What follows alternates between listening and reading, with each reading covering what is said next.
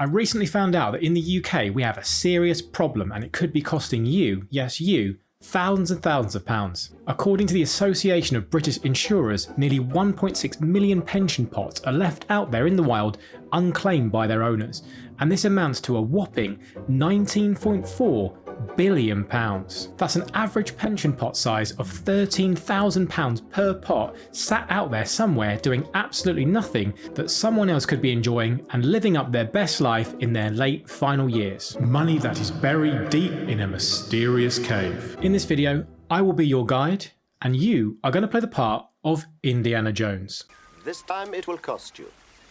Yep, I really did use that incredibly cheesy line in my video because let's be honest, pensions can be extremely boring and we don't want to make the next few minutes about pensions even more boring than it needs to be. If you stick with me, I promise you'll probably learn something, and also I'll put in as many Indiana Jones quotes as I can so at least you'll be entertained. I keep telling you, you listen me more, you live longer. So let's get straight into this. I'm going to cover off why we're in this situation in the first place, what you can do about it, where you need to go to seek help, and also what I'm doing about my personal pension situation and how I'm going to make sure I never lose my pension. So grab your whip and grab your hat.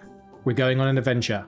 Let's go. Dr. Jones, no time for love. We got company. So why are we in a mess in this first place? Well, unfortunately, over many years, different governments have made so many different changes that have made pensions really complicated. And of course, people move jobs, people move houses, and they've got really no understanding of what's going on with their own pension pots. If you're anything like me, I used to spend no waking second of any day at all worrying about pensions. I just presumed that I'd win the Euro Millions at some point during my career, and that way I could retire to a Caribbean island or cruise around the world on some super yachts. Still waiting for that bit to happen, obviously. Pensions were just something I didn't worry about, still don't really worry about, and was probably more concerned with when the next Call of Duty or Halo was going to come out and worrying about what rank I was going to get within the first week of the game coming out. Isn't it funny that the new Call of Duty is actually called Vanguard?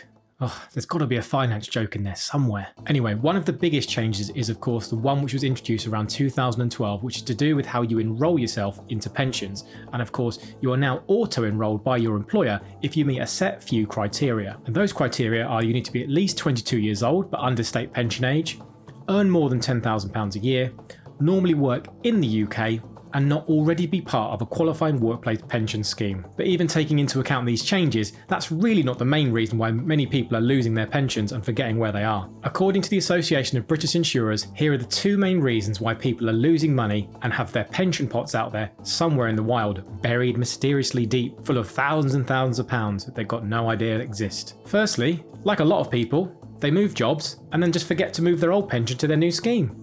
Crazy. And then in number two, people move house. So of course you no longer get those letters from your old pension company telling you how many thousands of pounds you might have when you retire, and of course they end up just going to some stranger who probably has a peek and looks at how much pension you've got anyway. And what this really means is by the time you get to the age of 55, which is the age at which you're allowed to actually access your pension, potentially take some cash out and start using it, that you've completely lost it, you have no idea what it is, and let's be honest, those pension companies aren't trying to look you up on Facebook and trying to find you and trying to give you your money. It just sits there. It shock you? Nothing shocks me. I'm a scientist. So this begs the question, what can we do about it? And lucky for you, I've got some good suggestions and there's some good advice out there. Firstly, we need to track down these pesky pension pots. We need to find out who they're sat with, how much money's in it, and of course let them know where they can find us. Doing this used to be really difficult, but now of course due to modern technology it's incredibly easy, and I've already been through this process myself and it's super simple, so just wait for this. And even if you don't necessarily think you've lost one of your pensions, if you've been working for many years, why not give the service a shot? And what's really great is there's a free service set up by the government. I know the government, they've actually set up something which is worth doing.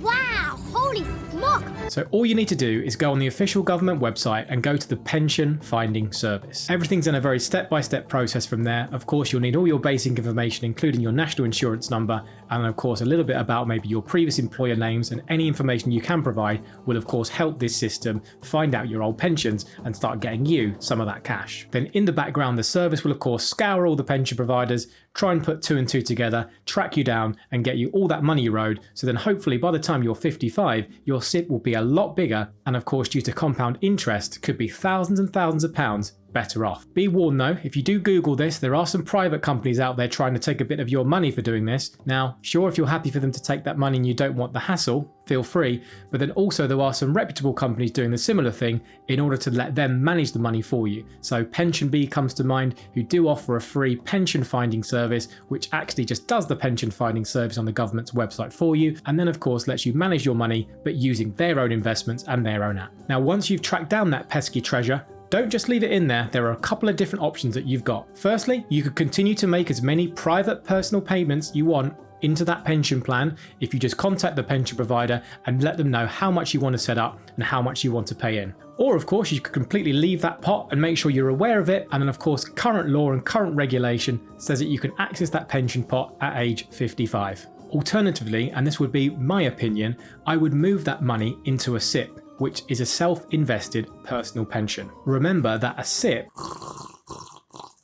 like a SIP, unlike that one, actually allows you to invest your own personal pension money into whatever investments you choose, rather than having it being chosen for you by the pension providers themselves, because of course, as we know, they sometimes put it in some quite lackluster funds which have had some pretty poor performance and potentially costing you a lot of money in high fees. So the same rules will still apply in terms of you'll have to wait until you're 55 to access it, but of course it will be your cash and you can manage those investments. You can then invest it to your heart's content into company shares, funds, bonds, pretty much everything out there on the market, pretty much apart from cryptocurrency or Dogecoin. So sorry if you were hoping to YOLO it into the next meme stock or meme coin. But why would you move it into a SIP? That sounds complicated. Well, no, not in my opinion at all. It's really super easy to move those investments to your own SIP.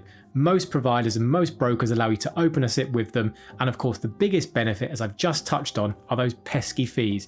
If you invest, for example, in a very low cost, super cheap index fund which tracks the world, for example, and leave your pension money in that rather than in someone else's fund, whether that's with Scottish Widows, Aviva or whoever else, ultimately you can save thousands and thousands of pounds over the long run and just invest that money yourself. So what have I done with mine and how do I keep mine invested? Well, thanks for asking. I've currently moved several different pensions from my old employers into my personal SIP, and my personal SIP is currently held with Hargreaves Lansdown. It was really simple to do. I did it all online on their own platform, so I found out who my old pensions were with, typed in their names, I typed in the account number or the number I was given on my pension slips, which would come through my letterbox, and then of course in the background Hargreaves Lansdown did everything for me, and most brokers will do all of this process for you. So what will happen is your old provider will sell your investments, send it as cash to your Hargreaves Lansdown or wherever you want to send to your new broker, and then of course from there it's up to you to invest that in whatever you choose. The biggest warning here, and just be careful here,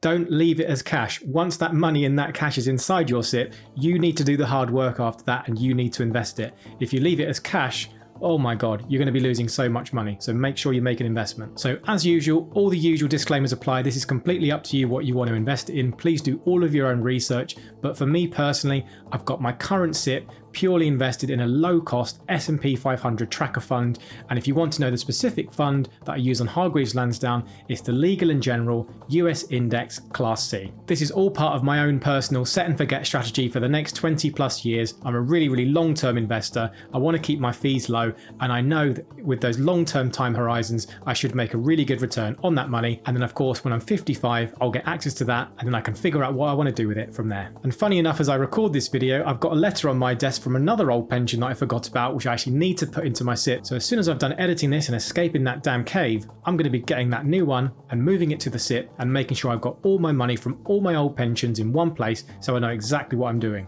Because of course it just reminded me on that slip that came through the door that it's invested in some really rubbish fund which looks stupidly diversified into all kinds of crazy assets, is heavily overweighted to the UK, and its best case scenario, they say they've got a growth of like 4.5%, even with taking into account inflation. Those results are terrible. Anyway, as your guide in this video, I'd love to know how you get on. If you do find any secret pensions, in all honesty, if only one person ends up finding a new pension after watching this video, my mission is done as a tour guide, and I will take my hat off and doff my cap to thee, and I will give you the whip.